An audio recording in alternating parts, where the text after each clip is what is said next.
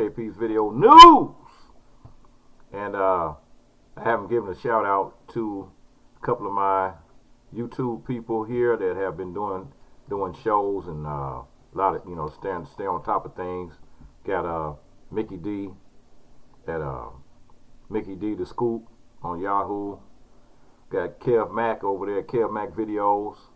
Got Bruce Justice over there doing his religious videos and comments and concerts and stuff.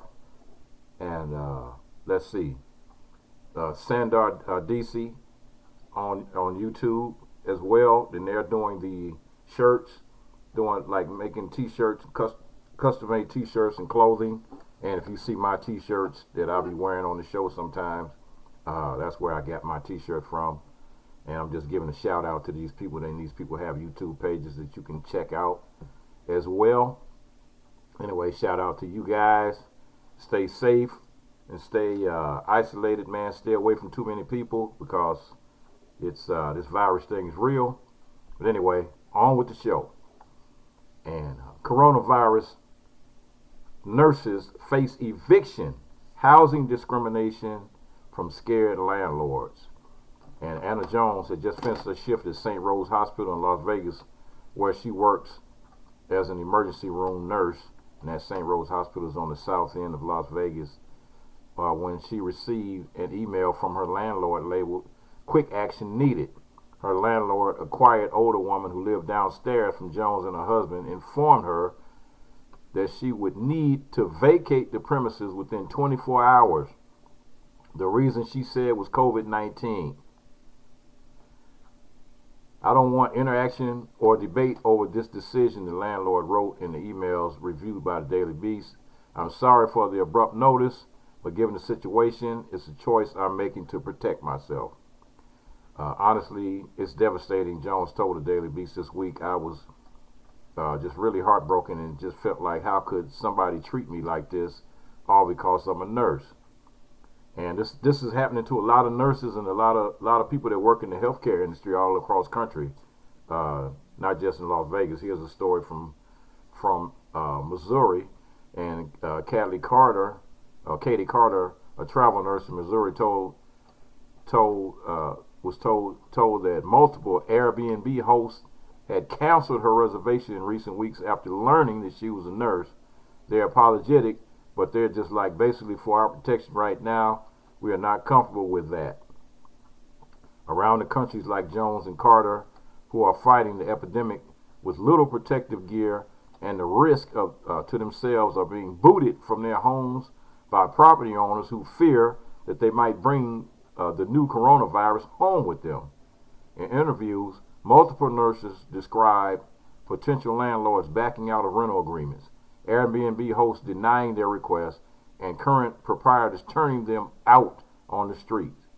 The Daily Beast is pursuing pseudonyms or not identifying some of them because they are still in negotiations with their landlords. "Honestly, I've never felt scared to be a nurse until this happened," said one nurse in New Hampshire. "We love what we do. We just want to be able to do it without worrying about where you will lay your head." And so this is kind of weird, so this I'm going scrolling down. Jones, who worked shifts in North Carolina and Florida before taking a 3-month position in Las Vegas when she signed a lease on a shared home in February, it felt like the perfect fit. Her landlord did not drive, so Jones and her husband often went grocery shopping for her.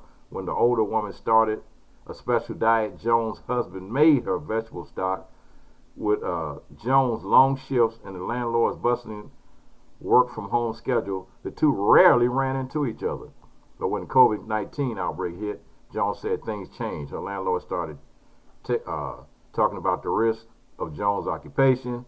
She blocked off certain hours in the kitchen for her own use and set strict rules for how shared items would be cleaned.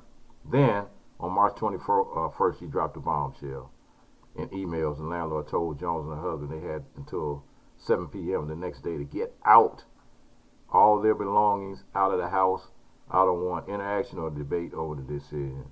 Wow, this is cold situation. You got one nurse in San Diego said she was away last weekend when her landlord texted ordering her to move out immediately. She was allowed back in only to retrieve her belongings. Another nurse in New Hampshire received a similar text from her landlord just after finishing a 16-hour shift. Said she cried in her car when she read that text because it was like, what in the world am I going to do? So you talking about these are people that are putting their lives on the line, on the front lines of this whole coronavirus situation. And for people to just be that Trump-like and just push these people out of their homes with no regard for what we know, anything on that, on that level, man, that's just total that's obnoxious, man. It's just obnoxious to me. And when I read this story, I mean, the story is a lot longer than what I'm reading, but it goes on and on and on and on with story after story after story after story of these healthcare workers that are being denied housing. So, DC Dunce, what are you going to do about that,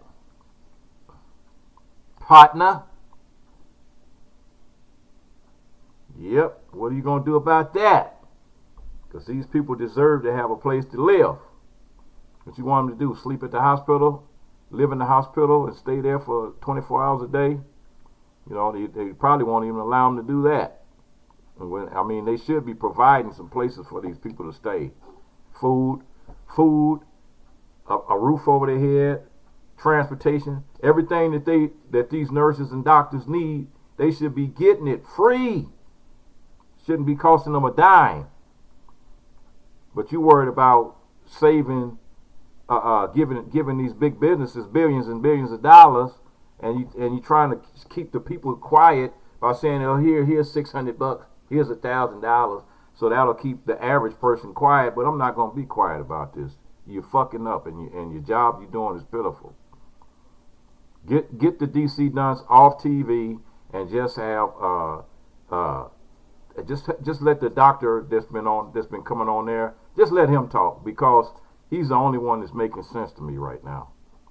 And Governor Cuomo is making sense, and Governor Newsom in California is making sense. Even the governor of Nevada is making sense. All these places have shut down. They shut down their states. Washington, the governor of Washington, they shut down Washington. They shutting down Portland, Oregon coming up. So all those cities and states that are still open, they got people roaming around doing this, that, and the other. Come on, man. You guys need to get it together. Get it together or leave it alone. All right, here we go with another idiot out here that thought he was going to get slick. It's a California man charged with coronavirus-linked fraud. The Justice Department brought its first criminal case connected to the coronavirus pandemic on Wednesday against a Southern California man who tried to solicit investment in a company he claimed developed a COVID-19 cure, snake oil. That's all it is. You might as well be standing on the podium with Trump. He's selling snake oil, and you selling it too. Here we go. Lawrence Middlebrook, 53 years old, was charged by the U.S. Attorney's Office in Los Angeles with one count of attempted wire fraud.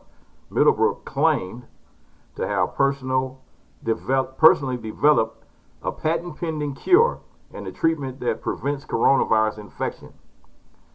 He was arrested after an undercover agent posed as an investor during a meeting where Middlebrook delivered the pills that he claimed would prevent people from developing the virus. As part of the scheme, the department said he also falsely claimed that former Los Angeles basketball player Magic Johnson was a board member of the company, Quantum Prevention CV Incorporated. On his Instagram page, prosecutors said Middlebrook showed viewers a syringe with a clear liquid. Yes, I have developed a cure for coronavirus, COVID-19, he is quoted as saying in the department's release. After 6 weeks of intense focus and development and very little sleep, I'm going into mass production. Oh boy, he got a real, yes, you've gone on a production all right, but it's more or less a drama. You like a drama queen over there. the department added about 2 million viewers have seen this video on YouTube and Instagram. A spokesman for the U.S. Attorney's Office for the Central District of California said Middlebrook does not yet have an attorney and will appear in federal court on Thursday. The case against Middlebrook comes after Attorney General William Barr this month ordered all U.S. Attorney Office to prioritize investigations into coronavirus scams, such as the peddling of fake cures, investment schemes, and Medicare fraud. In the memo issued Tuesday, Deputy Attorney General Jeffrey Rosen said tips had already been started pouring in. The memo also said that anyone who tries to threaten people with exposure to the coronavirus could be prosecuted under the anti-terrorism laws. Notice that COVID-19 meets the definition of a biological agent. So the Justice Department announced its first civil coronavirus-related case on Sunday, saying they closed down a website selling non-existent vaccines. And these people are out there, man. They out there. So, you just got to be, keep your eyes open, man, and don't, come on now. And here's another story here. Let's read a little bit of it, and then I'm going to come back and do a whole thing on this one. It says almost 1 in 4 Americans have lost jobs or furloughed because of coronavirus. And that's going to be my next video.